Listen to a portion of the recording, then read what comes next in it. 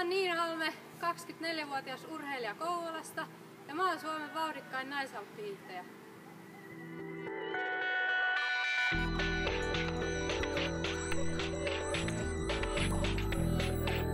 Aloitin kilpailemisen 6-vuotiaana mun kotirinteessä Mielokassa.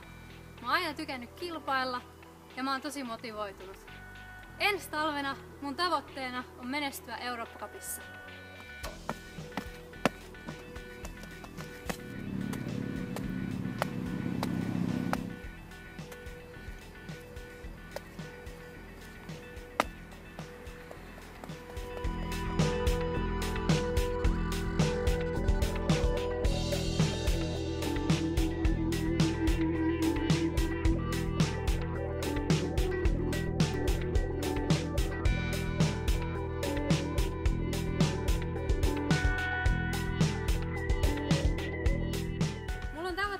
Kiriringissä kerätä 3000 € ja se menisi mun syksyn leirikuluihin.